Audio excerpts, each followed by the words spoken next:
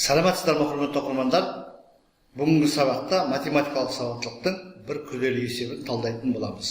Сабағымыздың тақырыбы бірден 22-ге дейінгі сандардан 11 бөлшек сан жасады.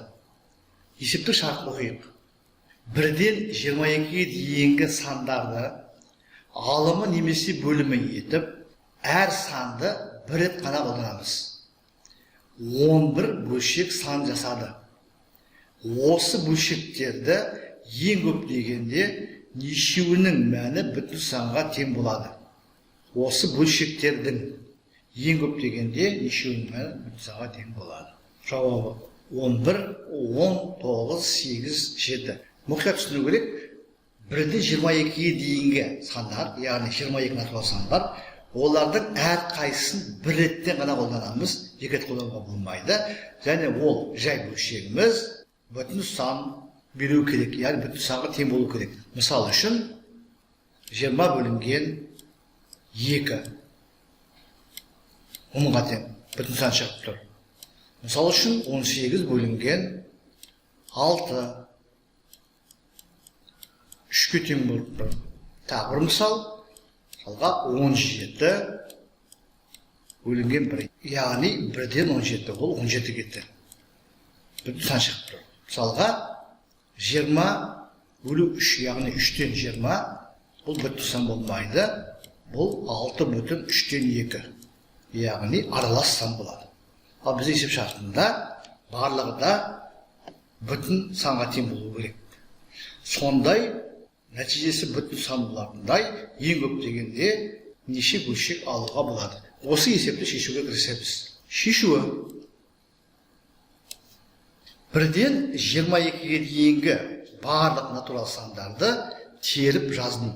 Енді бұл жерде нені ескеру керек? Әрине, мына осы берілген 22 санның ішінде үлкен сандар, мысалға 20, 21, 22-лер бөлшектің бөлімі бола алмайды. Себебі ғалымында одан кішісінен тұратын болса, онда бізде дұрыс бөлшек шығады. Дұрыс бөлшек бүтін санға тең болмайды. Сондықтан міндетті түрде бізде берілген 22 санның ішінде үлкендері негізінен бөлшектің алымында тұрулар керек. Екінші ескеретін мәселе, бізде жай сандар бар. Жай сандар дегеніміз бірге және өзіне ғана бөлінетін сандар. Бірге және өзіне ғана бөлінетін натурал сандар, дәлірек айтатын болсақ. Мысалға, біз 17 мен 13-ті бір бөлшекке ала алмаймыз, себебі олар өзара жай сандар. Өзара жай сандар деген ең үлкен ортақ бөлгіші бірге тең болатын сандар. Енді қарайық, бізде қандай жай сандар бар? Әрине 2, 3, 5, 7 жай сандар, 11, 13, 17, 19 жай сандар.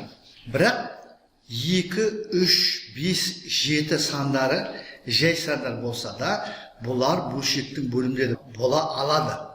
Мысалға, бөлімді 7-ні қойсақ, алымына 14-ті немесе 21-ді қойып, біз бүтін сан ала аламыз.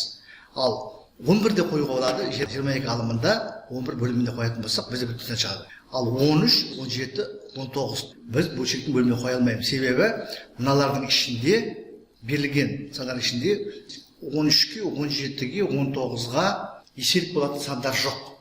Олай болса, осы 3 жай санның 13, 17, 19-дың бізге кеселі тиіп тұр.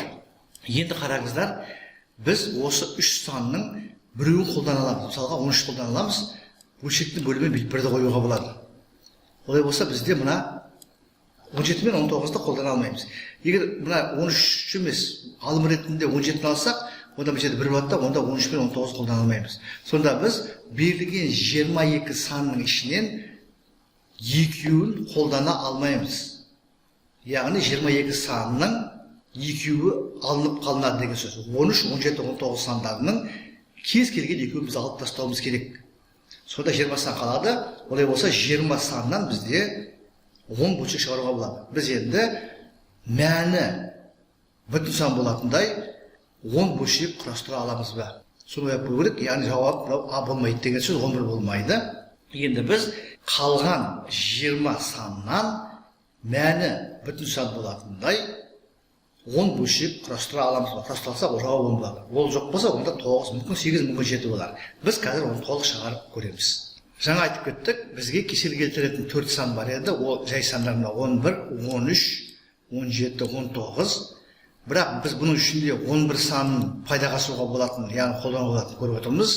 22 бөлу 11 деп жаза аламыз. Сонда бізде 2-ге тең сан шығады, яғни бүтін сан. Яғни 11-ді қолдануға болады. Ал 13, 17, 19-дың біз біреуін ғана қолдана аламыз. Мысалға жаңа айтып кеттік, 13-ті қолдана аламыз. 13 бөлінген 1-ден. Олай болса бізде 17 мен 19 артық болады. Немесе мына 13-тің орнына 17-ді қойсақ, онда 13 пен 19 артық болады. 13-тің орнына 19-ды қойсақ, онда 13 пен 17 артық болады. Соныменен мына 3 санның екеуі артық болады. Олай болса біз қалған 20 саннан мәні бүтін сан болатын 10 бөлшек құрастырып көрейік. Міне мен құрастырып көрдім. Манағы айтқан 11-ден 22 міндетті түрде 17-ден 19 сызып тастағанмын. 1-ден 13 міндетті түрде әрине 12, 14, 15, 16, 18, 20, 21 бөлшектің алымында болу керек. Себебі бұларға берілген сандардың ішінде еселік сандар жоқ. Содан кейін біз бөліп көреміз. Мысалы 21 бөлу 7-ні қойдық. 20 бөлу 10, 18 бөлу 9, 16 бөлу 8, 15 бөлу 5, 14 бөлу 2, 12 бөлу 4. Яғни 6 мен 3 қалды, яғни 6 бөлу 3, яғни 3-тен 6. Енді қараңыздар, біз 17 мен 19 тастадық.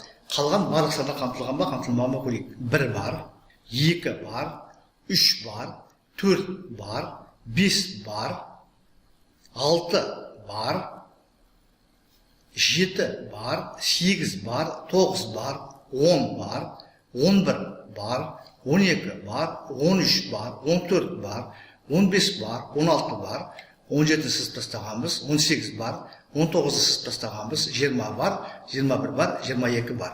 Сонымен бізге қолайсыз болатын 3 жай сан 13, 17, 19-дың екеуін сызып тастадық. Олар артық болады, себебі олардың ешқандай бірден басқа бөлшектері жоқ. Біз олардың біреуін алдық, мысалы 13-ті алдық, оның бөлшек ретінде 1-ді алдық.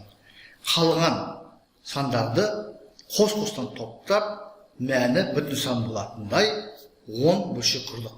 Сонымен бізде есептің жауабы ең көп дегенде 10 бөлшек құруға болады екен. Сонымен есептің жауабы 10. Құрметті оқырмандар, біз бүгінгі сабағымызда математикалық сауаттылықтың бір күрделі есебін толығымен талдадық. 1-ден 22-ге дейінгі натурал сандардың әрқайсысын бір-бірден алып, біреуін алымы, біреуін бөлім етіп жазып, 11 бөлшек жасалады. Осы бөлшектердің ішінде ең көп дегенде нешеуінің мәнін бүтін санға тең болатындай етіп алуға болады. Толық дәлелдедік. Ең бізге қолайсыз сандар ол 13, 17, 19 болды.